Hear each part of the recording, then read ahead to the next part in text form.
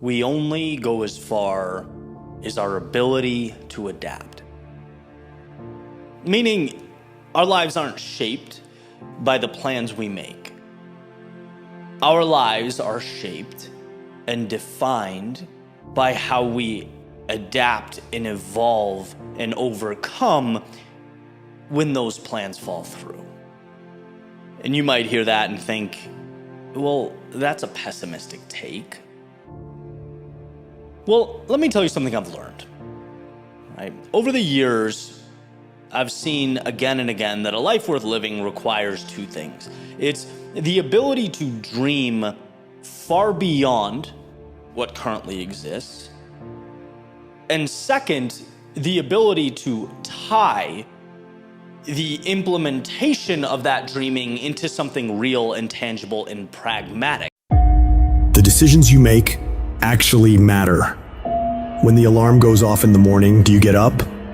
Or do you hit the snooze and sleep more? When it's time to work out, do you get it done or make excuses to skip it? When you're supposed to do the work you know you need to do you do it? Or do you let it slide and regret it later? Every decision you make, every single day, matters. The easy choice makes life hard. The hard choice makes life easy. There's a saying that in order to become something new, you have to leave something behind. You have to detach in some capacity, remove yourself from the physical realm. Because the obstacles that we face are not physical. 99% of our problems are not physical, they're mental. And as you sort of drive that metaphorical ship into the horizon, the biggest detern's never going to be the anchor, or the headwind, or the bow line. No, it's going to be the storyline. It's going to be the narrative of the person navigating that ship. And it's interesting, because our first inclination when we feel stuck is always to point out, attribute our problems to the world and this predetermined position within it. Maybe that's the issue. Have a problem laying in obscurity because you know that when you come out of the dark room, all eyes on you. We live in a culture of busyness, distraction, and noise. And sometimes the only way something's going to change is if we disappear. Sometimes you have to fall back into the dark room and focus on you. Everybody wants destiny. Everybody wants manifestation. Everybody wants fulfillment. Everybody wants the next level in the relationship and a higher quality of living. But nobody wants to eliminate distractions. Nobody wants to disappear for 3 months, 4 months, 6 months, and get into a place where you can focus on just you. What if you could just shut out every distraction? What if you could just shut out the world for just a season and focus on you? A man is rewarded in public for what he does in private. Can you unplug for just a moment and focus on you? Focus on what matters. Why are you here? What is your destiny? The reason why you don't see it, the reason why it has not manifested, the reason why you are so frustrated is because you have not been willing to forsake all that you've been called to forsake. It's time to get real. It's time to get raw. It's time to look ourselves in the mirror and come to the resolve that this version of ourself is not going to carry us in the stretch.